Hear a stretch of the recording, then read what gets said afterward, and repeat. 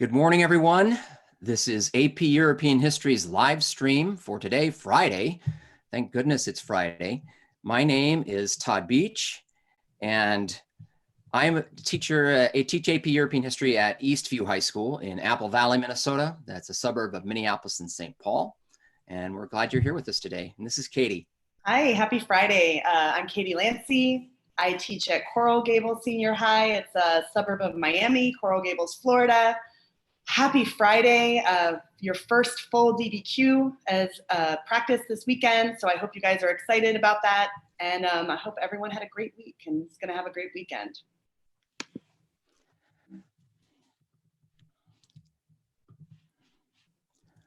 Our lesson overview today, we're going to discuss the new monarchies. That's topic 1.5. Technological advances in the age of exploration is topic 1.6, and then rivals on the world stage that's connected to age of exploration. That's topic 1.7.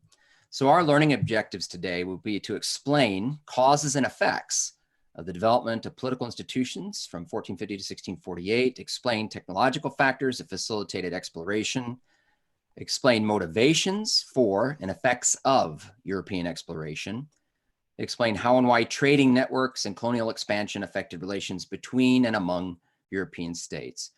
Our thinking skill development today is going to deal with developments in processes and contextualization.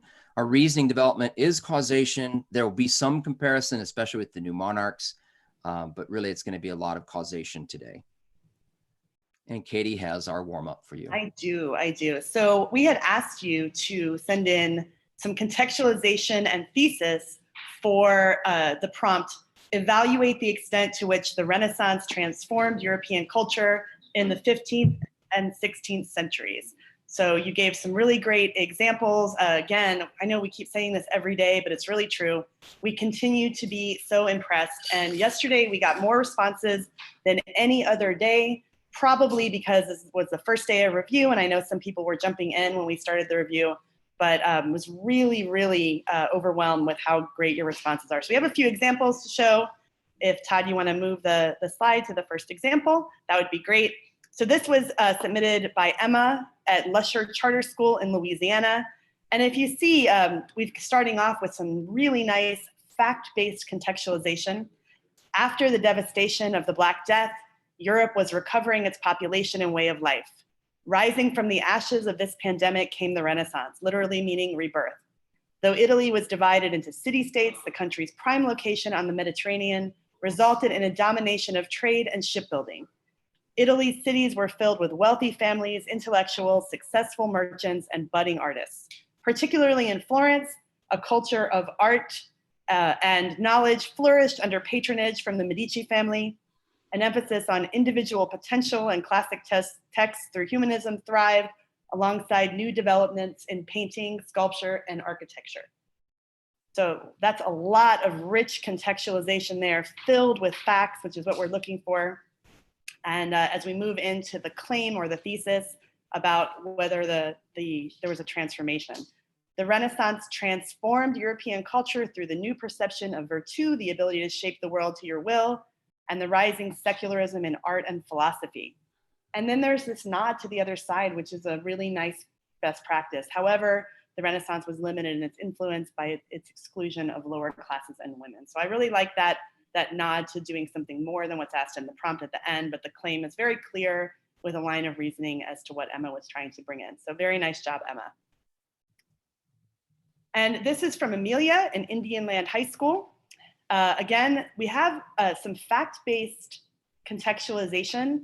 It's a little bit on the thin side, but it's okay. And I'd maybe like to see a little bit more here. But the Renaissance transformed European culture in the 15th and 16th centuries. Before the Renaissance, life in the Middle Ages was bleak with the bubonic plague. We've got the plague there. Life was dependent on the church, and there was no, or maybe less emphasis on learning the arts and self-discovery. But the claim's really nice here. During the Renaissance, European culture changed by discovering classical ideas that led to a focus on arts and learning. And then Amelia did something that I actually wasn't thinking about, is that the distinction between the Northern and Italian Renaissance. In the North, a focus on Christianity accompanied the transformation, while in Italy, the focus on the church decreased and individualism became a focus along with the change. So I think that's a really nice direction to go into for that claim. So very nice job, Amelia. And the last one is from Julia in Massaponax High School in Virginia. I'm sorry if I butchered the pronunciation there. And again, a little bit thin on the contextualization. I'd love to have seen another nice sort of fact-based sentence at the beginning, but there are some things in here that are important. During the 15th and 16th centuries, Europe went through a period of rebirth, otherwise known as the Renaissance. It was said to have started in Italy due to its location and wealth it had. People during this time studied more about Greek and Roman culture as well. So maybe we could have bolstered that a little bit by talking about what its location was and how its wealth was accumulated, just to sort of strengthen that contextualization. But the thesis, again, really nice. The Renaissance transformed European culture through views such as humanism, through the creation of the printing press, and through the different artists that arose. The culture was transformed in those ways because now ideologies were straying farther from religion, people were able to share their ideas and read, and artists were now considered creative geniuses. And I can already see the setup as to what Julia would have included in the body paragraph. So a very nice job. Wanted to share things that were maybe just capable of being improved. And then I want to really quickly, we have a lot to cover at the end by going through the DBQ, but I had a wonderful young lady, Ava, who mentioned that she was sending in her first response and she was intimidated by how great the responses are that we're showcasing. And I wanted to remind you that we're showcasing like really nice examples, but Ava, your example was awesome. It was just long, and so we took it off because we were afraid of our timing. So you need to know that you did a great job, and I think it was Turner Ashley High School. So great job, Ava. Thank you, Katie. We're going to launch into new monarchies this morning, and we're going to kind of go through this rather quickly because we want to leave a lot of time at the end to unpack the DBQ and the rubric that we're going to give you as homework for the weekend. So we'll begin with new monarchies in France. And just when we have this title itself, new monarchies, we have to be asking ourselves the question, well, we've had monarchies before. How are these new? How are they different? So let's be thinking about that as we kind of unpack this. So in the A paragraph, some scholars have viewed Renaissance kingship as a new form, citing the dependence on the monarch, on urban wealth, and the ideology of a strong king. So the idea is that prior to this period of time, kings were a lot more dependent on local nobles. And so we'll kind of unpack that idea a little bit as we keep going. Let's give some context first for France. B, France emerged from the 100 Years' War and the Black Death, drastically depopulated, commercially ruined, agriculturally weak. And that's what Charles VII is going to inherit. So he creates the first permanent royal army. So this act alone is one aspect of new kingship, because in the past, if a king needed to raise an army, he would have to go to local nobles and there would be promises made. If you give me so many men, I will give you this bit of land. And in that exchange, it always felt, at least to many of the kings, that those who held the high ground or the leverage in the negotiation were the nobles. And so if we're going to kind of centralize power, one thing we need to do is take away that leverage that nobles had. And he's going to do that by creating his own royal army. The thing is, he has to pay for it. So in creating your own permanent royal army, allowing an increased influence in his bureaucracy to lawyers and bankers, they're going to establish new taxes on salt, the gabelle, and on land, the taille.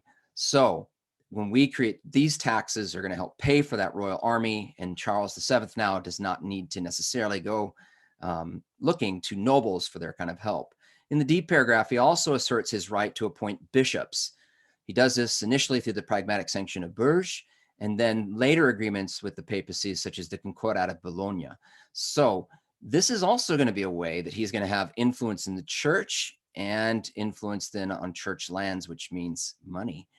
And E, then Charles's son, Louis XI, he's also known as the Spider King, will expand this. He's going to foster industry from artisans. He's going to tax that industry and then use the funds to expand his army. And he brings much of new territory under direct crown rule. So I'm going to bring your attention to the source at the right.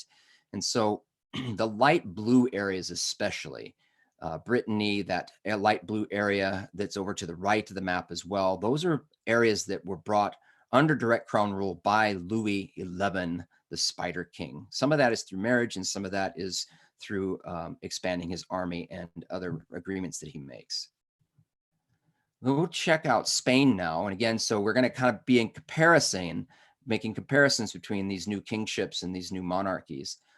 So in the A paragraph, although Spain remained a confederation of kingdoms until 1700, it's the wedding of Isabella of Castile and Ferdinand of Aragon that leads to some centralization. So you look at the map at right, you see the kingdom of Aragon in that kind of lilac purple, as well as Majorca and those islands, Ibiza. And then you see in the middle, the kingdom of Castile and Leon, the kingdom of Seville, the kingdom of Murcia. Those are under the Castile kingship, if you will, or queenship of Isabel. And their marriage then is going to lead to some centralization. In B, similar to France, we've made our similarity comparison, Ferdinand and Isabella curbed aristocratic power by excluding high nobles from the royal council. This is kind of what France did. We're not going to use these high nobles because then we are kind of giving some power and some acknowledgement to them. Instead, we're going to use lesser nobles, and we'll have them in the royal council. And many of these lesser nobles, like France, are lawyers or professional men. And they're not necessarily seeking the kind of power from the kings, but they are looking for influence. And so it's a good relationship for both. In the royal council has full executive, judicial, and legislative powers under the monarchy. And in C, similar to what France did, from the Spanish Borgia Pope, Alexander VI, they secure the right to appoint bishops in Spain and in the Spanish Empire in America, enabling them to establish the equivalent of a national church. So we see the political element that Spain and France are similar. We see this religious element that Spain and France are similar. And then indeed, with the revenues from the ecclesiastical estates, they're able to expand their territories to include the remaining land held by Arabs in southern Spain. And take a look at the Kingdom of Granada down there in the green, because that is going to be something that they're going to take next. So the conversos, as we go to this next slide, conversos, those who are newly converted to Christianity, the new Christians, these are often well-educated and held prominent positions in government, in the church, medicine, law, and business. New Christians, so they may have been Muslim before and they're converted, and Jews in the 15th century. Spain exercised influence disproportionate to their numbers. Their success bred resentment. So there are not that many of them in comparison to Catholic Spaniards, but they are in prominent positions. Then B, popular anti-Semitism increases in 14th century Spain. In 1478, Ferdinand and Isabella invited the Inquisition into Spain to search out and punish Jewish converts to Christianity, whom they believed secretly continued their previous religious practices. We could spend a whole lot of time talking about the Inquisition. Let's just say that many of these Jewish converts were tortured and told to ask to confess to something they probably did not do. And that's a broad generalization, but I'm just trying to move on here. In C, to persecute converts, inquisitors and others formulated a racial theory that conversos, or Jews, were suspect not because of their beliefs, but because of who they were racially. And they kind of concluded that you needed to have pure Christian blood which became now a requirement for noble status. And then in 1492, shortly after the conquest of Granada, Isabella and Ferdinand issue an edict expelling all practicing Jews from Spain. And that is what the source is at right, is a watercolor of that event. It's done much, much later, 300 years later, but that's the depiction what you see in the source at right.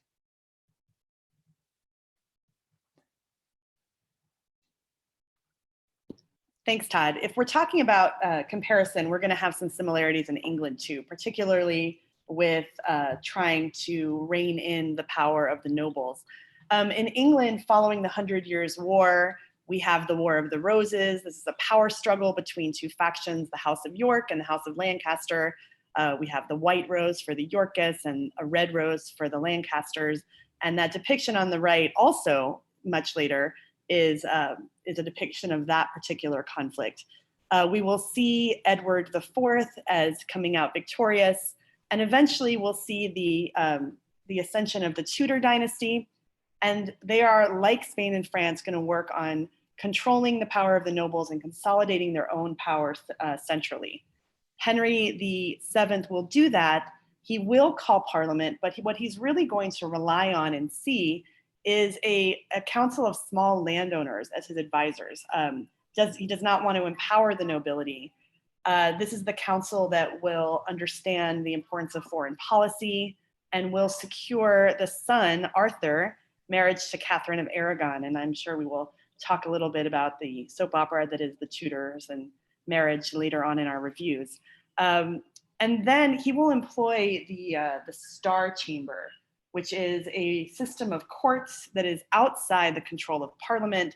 It was quite brutal. It did a lot of things that were counter to common law, but it certainly reduced dissent in England. So that theme of trying to consolidate centralized power, a lot of my students don't always realize that the kings and queens were not the ones that had the power until we have this idea of new monarchy with control over the military and control over taxation. So the new monarchies are that first time. And since we start the course here, a lot of my students think that this is where the power has been through until we get through absolutism. But it really starts here with this new monarchies at the beginning of the course. Okay. We're going to slide quickly into technology and the voyages of discovery. We'll take a look at the image first. It is Christopher Columbus, navigator and colonist of the Americas. And this is a depiction of the embarkation of Columbus from 1492. So we'll talk about these European voyages of discovery. And we'll begin with A. Europeans were not isolated before the voyages of exploration. But because they didn't produce many goods desired by Eastern traders, Europeans played only a small role in the Indian Ocean trading world, which was quite vibrant. So, and we get to B, we need to unpack causes. Why does European exploration occur at this time? What are the what stimuluses these voyages of discovery? What kind of new learnings and technologies take place?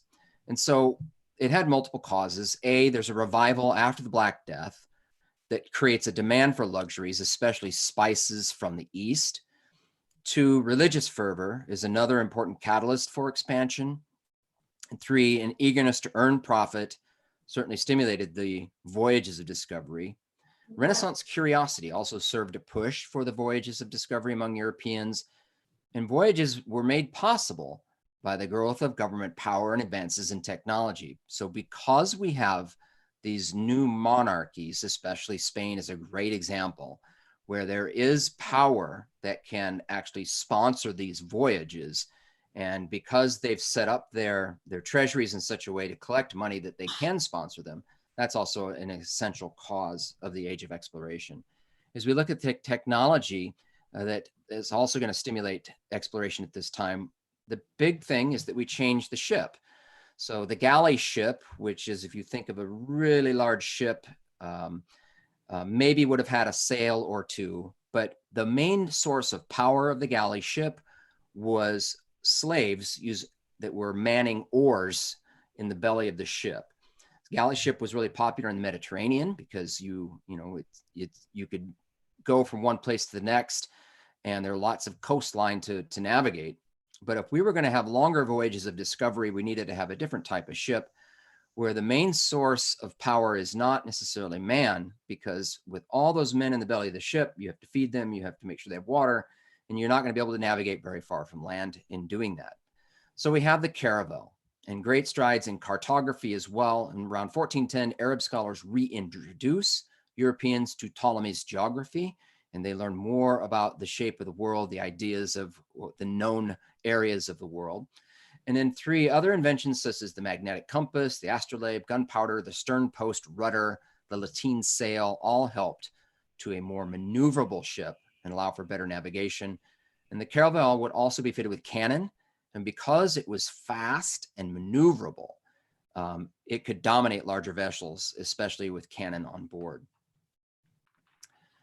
We'll talk quickly about Columbus. I'm going to bring your attention to the source at right. This is a source that says Spaniards enslaving Indians. It's a book illustration from 1891. But there is it's accurate history that Columbus did enslave Indians. He wrote it in his own journals. Columbus is a controversial figure in history, glorified by some as a courageous explorer, vilified by others a cruel exploiter of Native Americans. Columbus was indeed a deeply religious man who believed he had responsibility to spread Christianity, but make no mistake that he was also searching for glory for himself. He was also searching for wealth for himself. He landed in the Bahamas, which he christened San Salvador in 1492. He thought he had found some small islands off the east coast of Japan, which gives you some idea of that they didn't have any idea that the continents were in the way, on the way to, he thought there was a direct route to Asia. Indeed, Columbus's second voyage, he forcibly subjugated the island of Hispaniola and enslaved its indigenous peoples. Then later, that's going to be the Florentine navigator Amerigo Vespucci, who realized what Columbus had not. And writing on his discoveries off the coast of Venezuela, he called the areas a new world, describing the area which was later named for him, America. All right, so I'm going to go very quickly through some of the voyages of exploration, some of the early things that are happening. We start with Portugal. If you take a look at the map there, you can see that the Portuguese they're looking to get to India, to get to those rich spice markets that are there. This starts early with Prince Henry the Navigator. That's a nickname given to him much later, supporting exploration of the African coast by supporting the study of navigation and geography, founding a school for seafarers. Todd already talked a little bit about motives, but I want to reiterate, I know a lot of students learn sort of those 3 G's of motivation, and this is definitely here for Portugal as well. They're looking for military glory, converting Muslims, so that's the God G, and then they're looking for wealth. They're looking for gold, slaves, and they definitely are looking to get to those spice markets. The 2 Portuguese that we're going to speak of are Bartholomew Diaz. He begins that voyage around the Cape of Good Hope at the bottom of Africa. There are storms and a potential mutiny, and that forces him to turn back in 1487. And then later on in 1498, Vasco da Gama will make it around the Cape of Good Hope and get all the way to India. So that's a quick Portugal. If we move on, and we'll talk a little bit about Spain after the voyages of Columbus. So Spain will establish colonies in the Americas, the Caribbean, and the Pacific, making it a dominant state in Europe in the 16th century. So the map there is the map of the Treaty of Tordesillas. And this is the treaty that after the voyages of Columbus will settle competing claims between Portugal and Spain. The Pope at the time, Alexander VI, will negotiate this treaty and draw a line on a map that will give everything on one side of the line to Spain and everything on the other side. So you can see, my students are always interested to see how that line goes right through South America, and it makes a lot of sense to them understanding the language that still exists, because the part that is still Portuguese is, of course, Brazil. We'll talk about Cortez and his conquering of the Aztecs. He establishes the Spanish presence in North America. He uses horses, cannons, and some diplomacy as he's battling the Aztecs for control there. Magellan, even though he's Portuguese, will sail for Spain, and he'll circumnavigate the earth, and he'll go around the straits in South America that are now named after him, the Straits of Magellan, that were quite treacherous, and he will be able to circumnavigate the globe. And then Pizarro, who will claim South America, the area that is Peru, by conquering the Incas, and he's helped out in that battle by a large bout of smallpox. We will, I'm sure, talk later about the Columbian exchange and the Europeans bringing smallpox to the native population who don't have any inherent immunity to that. So he's able to conquer the Incas and their rich sources of silver that are in that area. And then if we move on, I'm just going to touch on outside of Portugal and Spain.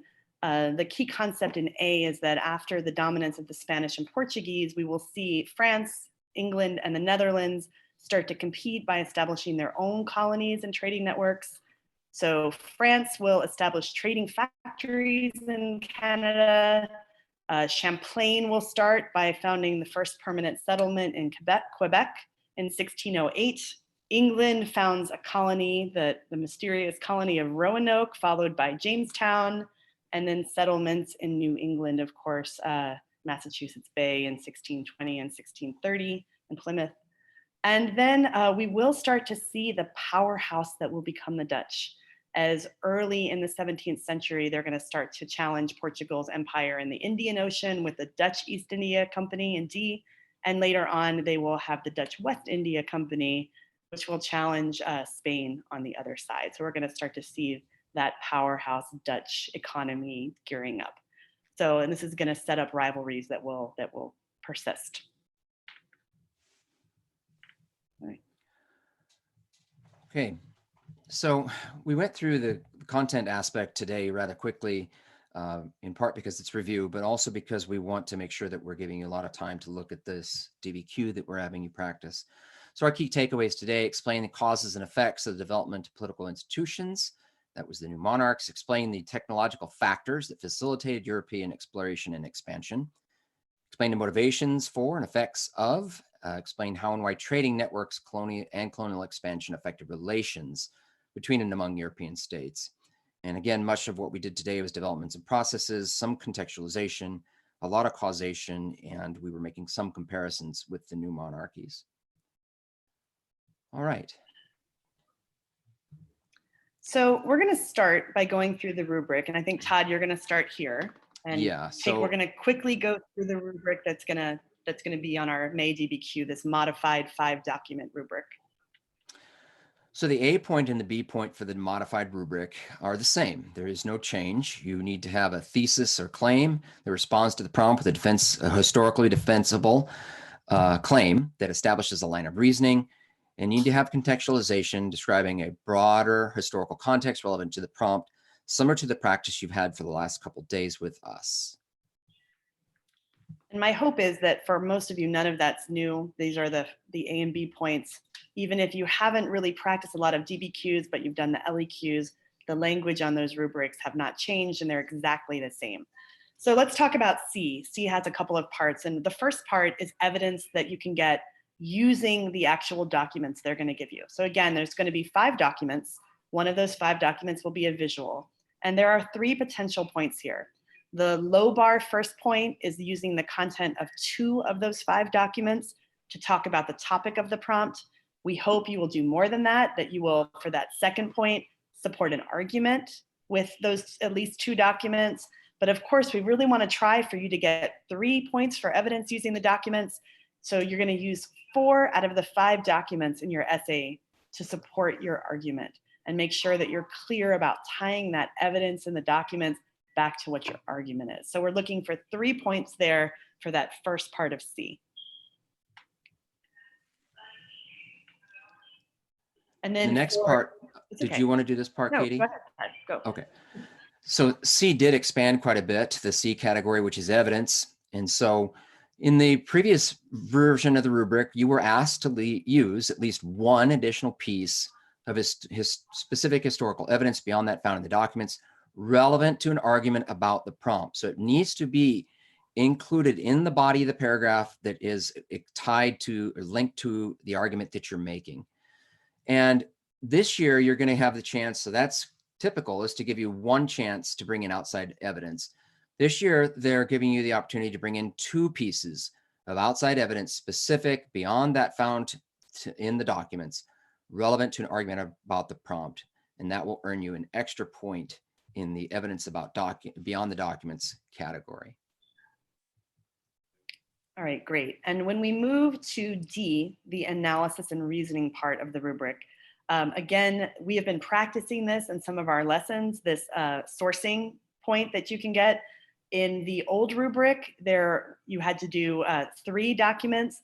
And for this particular exam in 2020, there's 1 point for doing at least 1 document explaining how or why the document's point of view, purpose, historical situation, and or audience is relevant to an argument. That's the why part. Why is this important? So that happy practice that we've been doing for many lessons, there's 1 point for doing this for 1 document. And this year only, there's a second point available here for doing it on a second document. So you've got more opportunities to earn points You have limited time to write this essay. So you got to make sure that you're explaining the why part as you're going through and doing your sourcing. The complexity point still remains on the rubric, and it is unchanged. That is to demonstrate a complex understanding of the historical development. That is the focus of the prompt, using evidence to corroborate, qualify, or modify an argument that addresses the question. There's a number of ways that you can do that. They've given us 5 bullet points here. There's the same 5 bullet points of ways that you can do that. And one of the things that we're going to look at is if I'm asked to take one position and I'm making an argument, can I give a nod to the alternative position and use alternative views of evidence? And can I corroborate with that alternative position? So we'll look at that today as we're talking about D2, which is complexity. Okay, so here's our prompt. Now, if you look on the description under the YouTube video, you may have to click show more, but you'll see links right there. One link is for the DBQ, the modified 5-document DBQ that we're going to unpack right now. And the other one is for the modified rubric, kind of a 1-page rubric. And so again, those are linked in the description under the YouTube video, and you may have to click show more to see those links. But here's our prompt. Evaluate whether European authorities exercised religious tolerance during the 16th century. Okay. Evaluate, which means we're going to look at evidence and we're going to weigh the evidence and take a position. Did they exercise religious tolerance or did they not exercise religious tolerance during the 16th century? Do you want to talk about the first document just really quickly, Katie? Sure, yeah, we'll go through them really quickly. So this is an etching of Anna Janst, an Anabaptist who was arrested and interrogated in the city of Rotterdam, where she was sentenced to death by drowning January 23rd, 1539. One of the documents that you're going to see in May is going to be a visual. And here we have the clear visual of the soldiers taking Anna to where we obviously are going to see her executed here for being an Anabaptist. Okay, that's document 1. Document 2 is from Sebastian Castiello, a French Protestant theologian, in a writing called Concerning Heretics in Basel, Switzerland. I'm not going to read it for you. Just know that we have the source. It's important to always read the source line first, read the source line first, read the source line first. So if you do that first, then you have a better understanding what you might discover inside the document itself. Here's document 3. Always a best practice to be thinking about, based on the source, what do you expect to see? And that really does set you up for the sourcing that you need to do as 2 of those points out of 10. So here we have Prince William of Orange and the Archduke Matthias of Habsburg, and the Habsburgs obviously important, leaders of the Protestant and Catholic parties in the Dutch revolt against Spain, a proclamation to the people of the Netherlands. So be thinking about what these 2 individuals are going to say together in 1578 after the Dutch revolt. So, and we want you to interpret the documents on your own, obviously. Go ahead. This is document 4. It's a contract between the Catholic Church chapter and the municipal council of the town of Botzen, Saxony in 1583. So a contract between a church and a municipal town, a council, municipal town, town council. So again, thinking about the prompt and whether or not we're exercising religious tolerance. And the last document here is Henry IV of France, the Edict of Nantes in 1598. I hope most of you already have an idea of what this very important document says, but if not, you read through and you can certainly link that back to the prompt, remembering that that's what you're doing with every document. You're looking for the evidence that you need to answer the question, right, and how you're going to be able to use that. So this is the last document here. It's Henry IV. Okay, so I'm going to encourage students right now, if you don't have pencil paper in front of you, to try and get pencil paper in front of you, because we're going to draw out the format and structure, a suggested format and structure, because one of the things you're going to need is a plan, because it's a 45-minute timed exercise. And so we really need to have some idea about how we're going to attack this exercise. So we're going to draw out a plan here.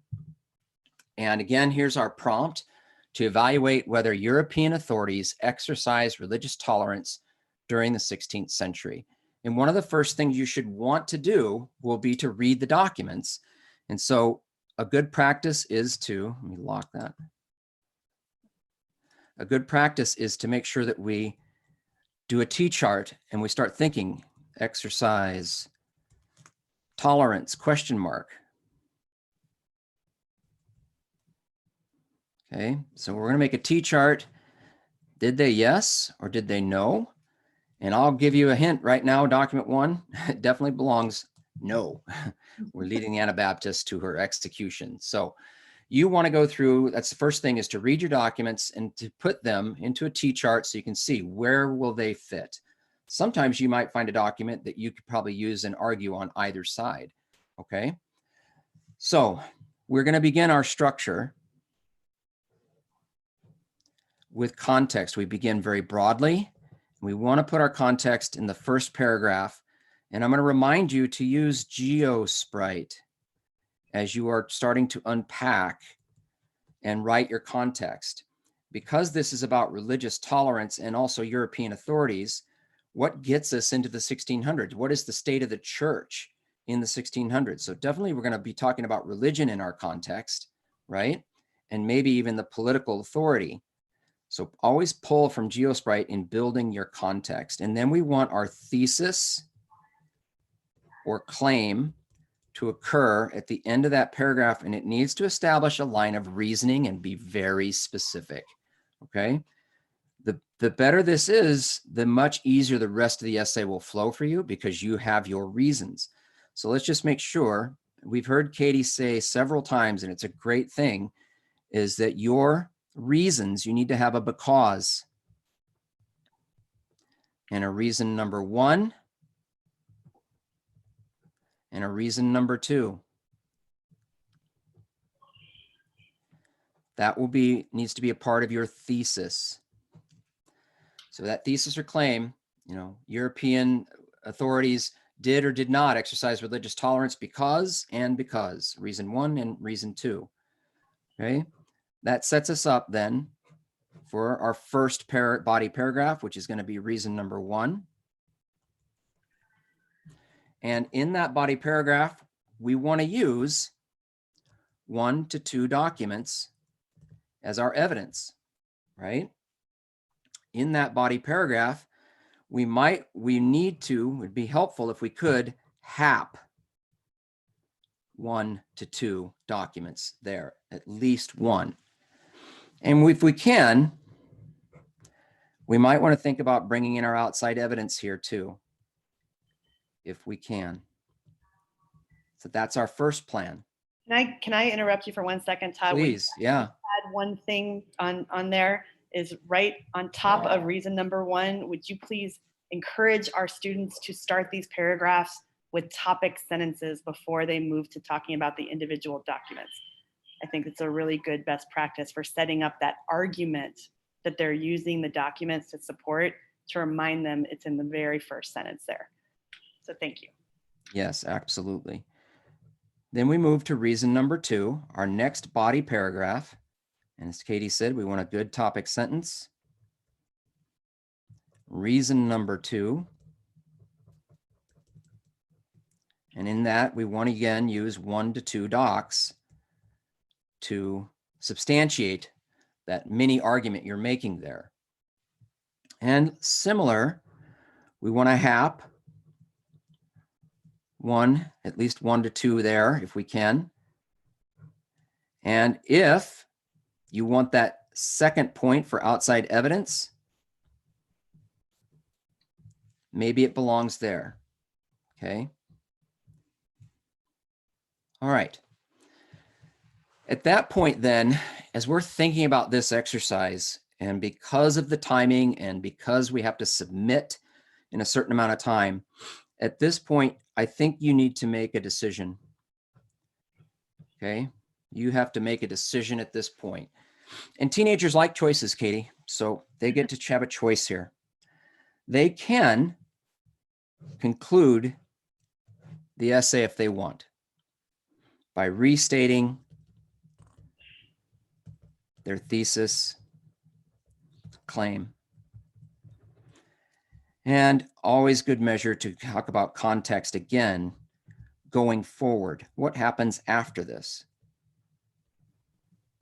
Okay. Great. Or do they want to try for that complexity point? So you have a decision. If you want to try for the complexity point, we're looking at another paragraph. And in this paragraph, we want to acknowledge DGE, the opposite argument. So if I chose the argument of no, they didn't do tolerance, and I'm arguing no here and no here, to earn complexity, I could acknowledge the opposing argument and nod to it in this paragraph. I want to make sure that I use 1 or 2 docs here. I know there's 5 docs, so we want to do that there. And if you didn't get, you need 2 of the HAP, right? So if you did one here and didn't do one here, you can HAP here if you wish. Also, sometimes it's good practice to tell students, you know, do 1 more HAP than you need. That way you have one just in case one doesn't quite cross the line. Okay. So this will give you some type of a structure to think about going forward with this weekend when you're writing your essay. Katie, did you want to add anything to that? Yeah, well, also that this is just a suggestion. We're not saying the way that you have to do this essay. We just thought that students would appreciate seeing some structure to follow. It's not the only way to get complexity. The other thing I wanted to add is we see a lot of students, this happens all the time in a timed exam, where students fall short in the introduction paragraph of getting the points for the thesis, but they do a better job at the end. So I occasionally will have a student that copies, or even in the case of this year, cuts and pastes, because typing an essay would allow that, your thesis from your first paragraph and put it at the end. There's no value in that. I always urge students to try to do a better job in the conclusion, because we definitely see essays at the AP reading that get the thesis credit in the conclusion rather than in the introduction. So to be mindful of that, that's fine. And that in the scoring notes, it actually says that that's fine. So copying verbatim from your intro isn't going to do you any good. Try to do it a little better at the end, now that you know where where the essay has gone. That's pretty much it. We hope that that's helped you a little bit as we give you this AP exam practice then for the weekend. Katie, do you want to talk through that? Sure. So again, you on the web page, on the college, the YouTube page, you should be able to access the documents, and we're asking you to time yourself, really get a sense as to how this is going to look for this modified 5-document DBQ. If you don't want to time yourself, we're going to have 3 other DBQs before the end of the month. If you just want to focus on the structure, that's okay. You can download the DBQ. There's also that rubric that we went over in a nice 1-page document. And we would love for you to be emailing us so that we can showcase different parts.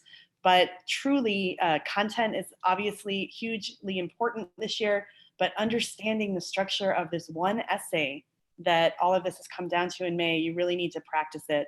So practice with the one that we gave you, send us your responses, and we'll include them on Monday, and we'll have another one for you next Friday. So it's apvirtuallearning@gmail.com. Please include your name, your school, and your state or your country.